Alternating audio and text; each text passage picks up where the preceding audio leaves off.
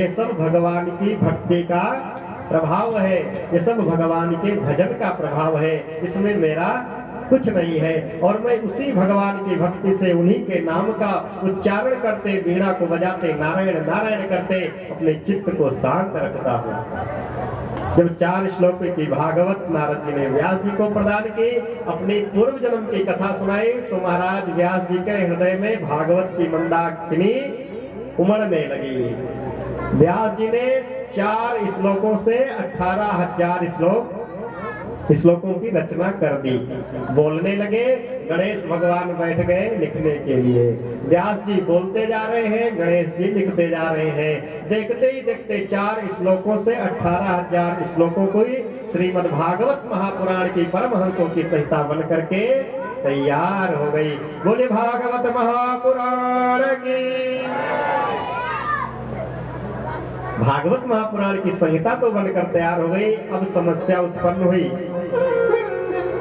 कि इसका पात्र कौन है, यह भागवत प्रदान किसे की जाए, यह भागवत पढ़ाई किसे जाए।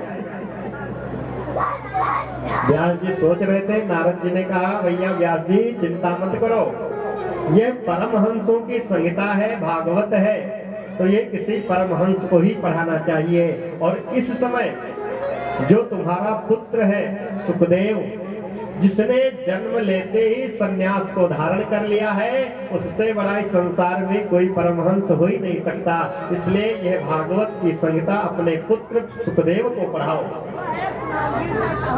व्यास जी ने कहा, मेरा पुत्र तो जन्म लेते ही घर को छोड़ करके सन्यास धारण करके वन को चला गया था, अब मुझे कहाँ मिलेगा, कैसे मिलेगा, किस अवस्था में होगा, मुझे कोई पता नहीं। नारद जी ने कहा, ऐसी बात है तो एक काम करो, अपने शिष्यों को भागवत के कुछ श्लोक रटा दो, याद करा दो, और वह शिष्य जंगलों में जाकर के जहां भी देखे कि सुखदेव भगवान बैठ करके समाधि लगाए हैं, वहीं उन श्लोकों का गुणगान करें, उससे तुम्हारे पुत्र की समाधि टूट जाएगी। और जब वो इन श्लोकों को सुनेगा भागवत जी के, दौड़ा दौड़ा प्यासे की तरह आपके पास आ जाएगा। और ये भागवत महापुराण की पावन संहिता जो है परमहंसों की, अपने पुत्र सुखदेव को प्रदान कर देना। व्यास जी ने वही कार्य किया। अपने कुछ अच्छे शिष्यों को बुलाया, 2-4 गिने चुने। उन शिष्यों को व्यास जी ने कुछ श्लोक भागवत के रटाए। बोले, भैया जाकर के जहां भी मेरा पुत्र तप कर रहा हो, ध्यान लगा के बैठा हो, वहीं जाकर के इन श्लोकों का गुणगान करो। वो शिष्यों ने बढ़िया सुंदर सुंदर कुछ श्लोक याद किए, पहुंच गए जंगल में जहां सुखदेव जी तप कर रहे थे, और गुनगुनाना प्रारंभ कर दिया। वरः पीडं नटवर वपुः कर्णयो कर्णिकारम् बिभ्रदवासः कनककपिशं वैजयन्तीं च मालाम् रन्ध्रान् वेणोरधरसुधया पूरयन् गोपवृन्दैः वृन्दारण्यं स्वपदरमणं प्राविशद गीतकीर्तिः। जब इस श्लोक को शिष्यों ने सुखदेव जी के आसपास गुनगुनाना प्रारंभ किया, तो जो सुखदेव भगवान समाधि लगा करके बैठे हुए थे, उनकी समाधि टूट गई।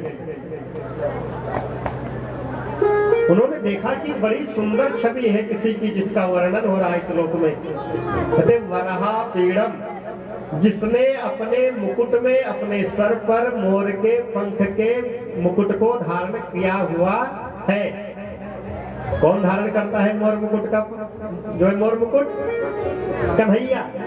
कहते जिसने अपने सर पर मोर के पंख से बने हुए मुकुट को धारण किया हुआ है। वरहा पीड़म नटवर वपुः, जो एक नट के समान लीलाएं कर रहे हैं। नट कैसा होता है आप लोग जानते हैं? नट जानते, सुने कि नहीं कभी? नट होते हैं, तरह तरह के खेल दिखाते हैं। उनके छोटे छोटे बच्चे देखो रस्सियों पर चलने लगते हैं, साइकिल चला देते हैं रस्सी पे। तो उसी प्रकार कहते जिस तरह वो नट एक अलग अलग लीलाएं करता है, बहुरूपिया जिस तरह होता है, उसी प्रकार कन्हैया लीलाओं को करते हैं नट के समान, अनेक लीलाओं को जो करते हैं नटवर बपू, जिन्हें नट के समान शरीर को धारण किया हुआ है। और कैसा है उनका स्वरूप? बोले नटवर बपु कर्णयो कर्णिकारम, अपने कानों में कनेर के पुष्पों को जिन्होंने कुंडल बनाकर धारण किया है।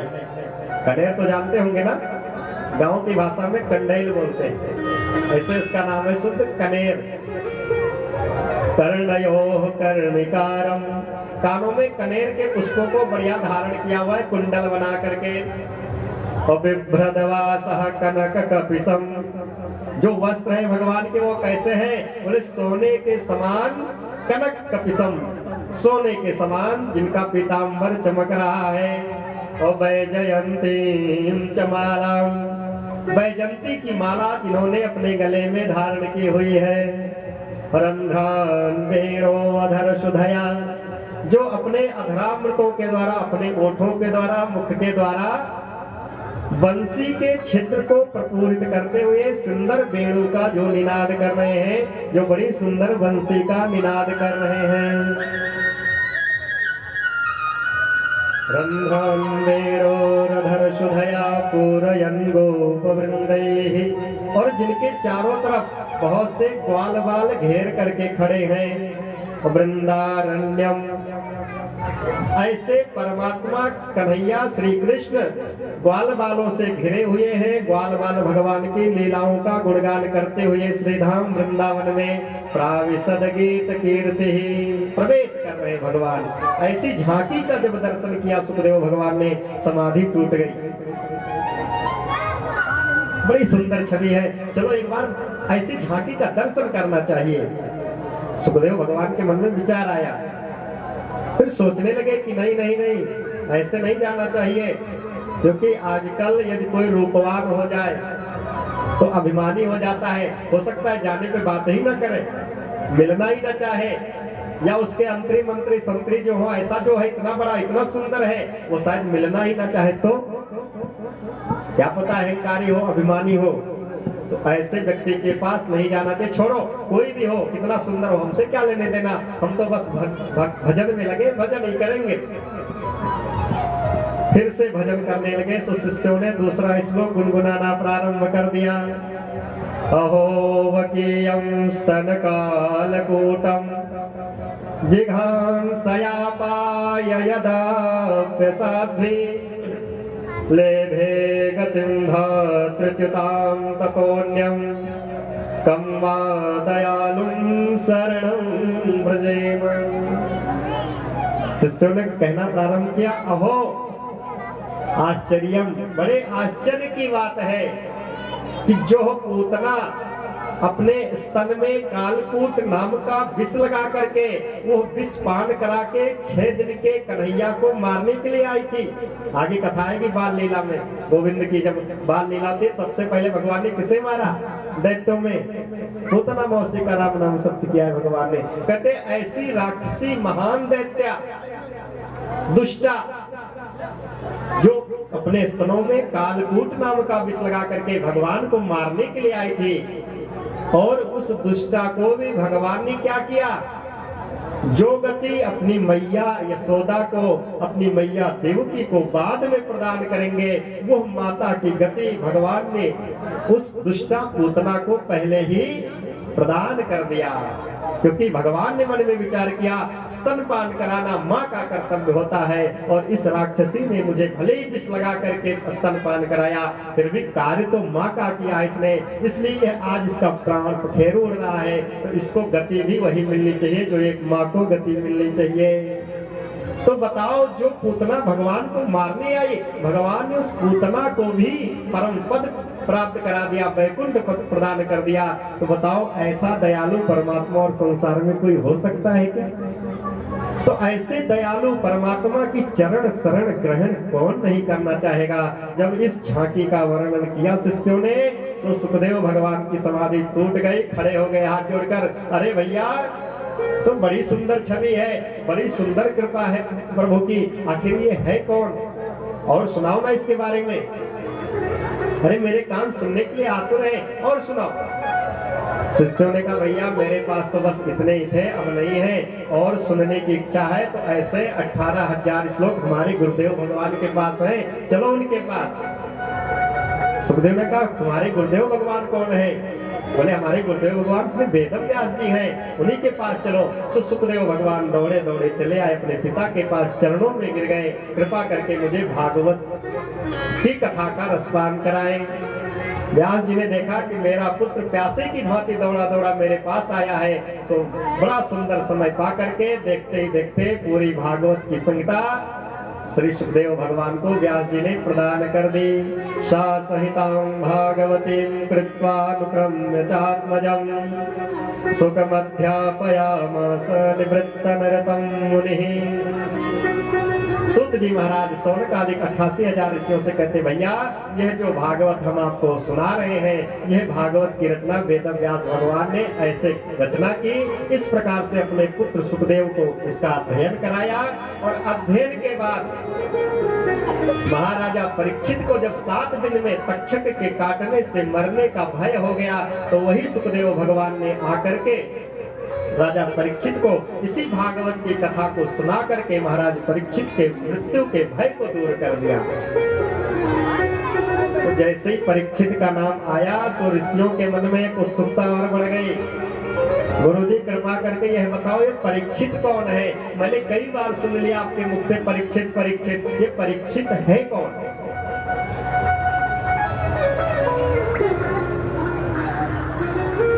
सूत जी कहते ऋषियों मैं परीक्षित के बारे में बहुत कुछ तो नहीं सुनाना चाहता, उचित भी नहीं है कथा के मध्य में, लेकिन परीक्षित की कथा से हमारे गोविंद की कथा जुड़ रही है, इसलिए मैं सुनाऊंगा आपको कि परीक्षित कौन है। परीक्षित के बारे में अवश्य ही सुनाऊंगा तुम्हें। सूत भगवान 88,000 ऋषियों से कहते हैं ऋषियों को सुनो, ये उस समय की बात है कि यदा मृधे कौरव सृंजयानाम वीरे सथो वीरगतिं गतेषु मृकोदरा विद्ध गदाभिमर्शः भगनो रुदण्डे धृतराष्ट्रपुत्रः। हम लोग अब कहाँ प्रवेश कर रहे हैं? भागवत से महाभारत में। भागवत का ही अंश है ये। कहते महाभारत का अंतिम युद्ध चल रहा है, पूरी कौरव सेना मारी जा चुकी है। भीमसेन ने अपने गदा के प्रहार से दुर्योधन की जंघा को तोड़ करके रणभूमि में बेहोश कर दिया है। दुर्योधन पराजित हो गया है आज महाभारत के युद्ध में।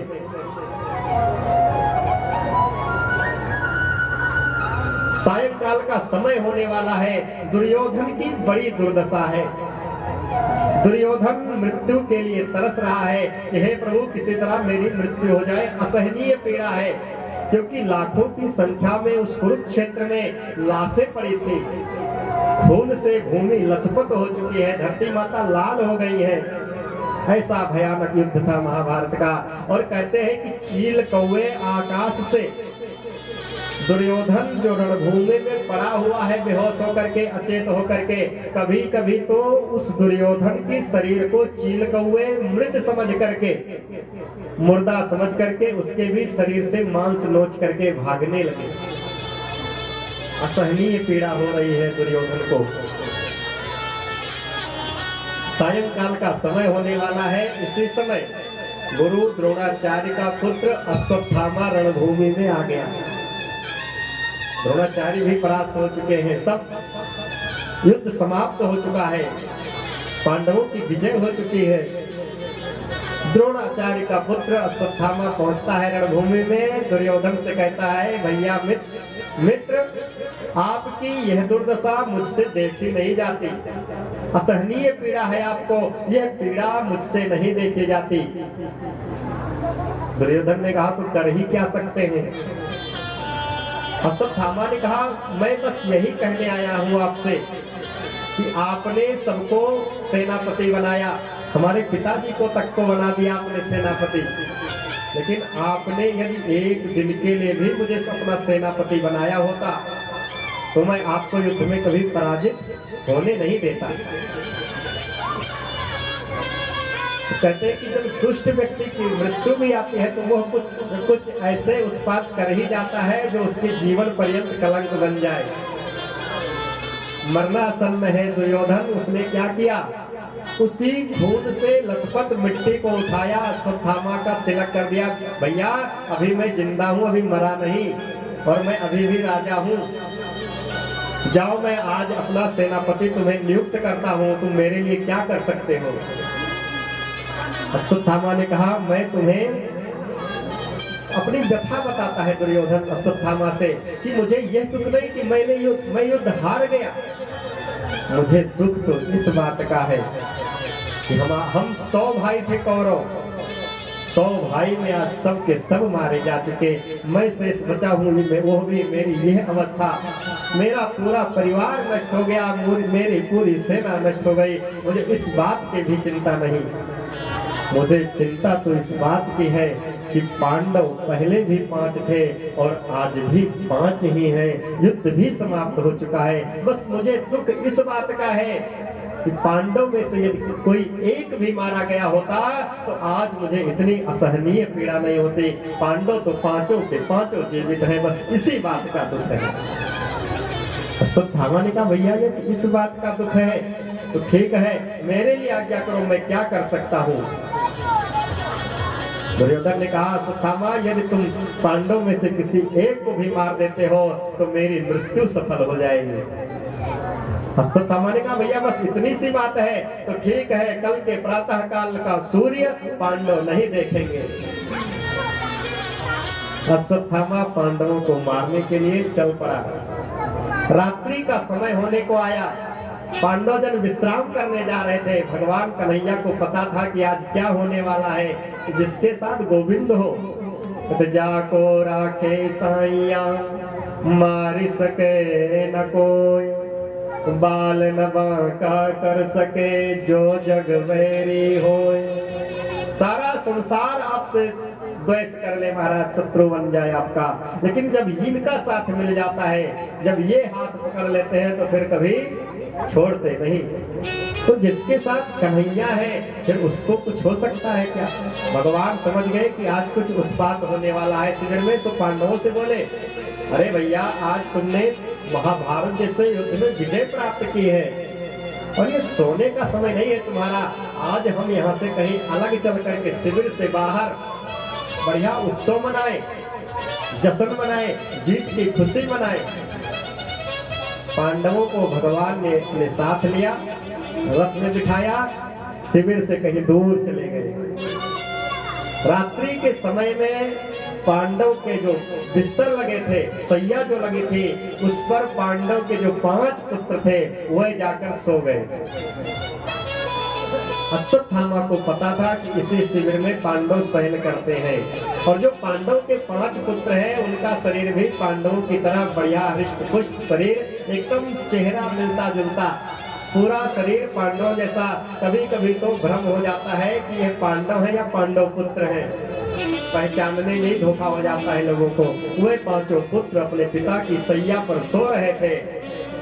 रात्रि के समय में धोखे से, चोरी से वो अश्वत्थामा शिविर में प्रवेश करता है और एक ही साथ 5 पांडव पुत्रों के सर को काट देता है, पांडव समझ करके अंधेरे में। और उन 5 पांडव पुत्रों के जो पुत्र हैं उनके केसों को, बढ़िया घुंघराले केस थे, 5 के केसों को, बालों को ऐसे हाथ में पकड़ करके रात्रि के समय ही ला करके दुर्योधन के सामने रख देता है। भैया आपने एक पांडव की बात की थी, मैंने आज 5 को मार दिया।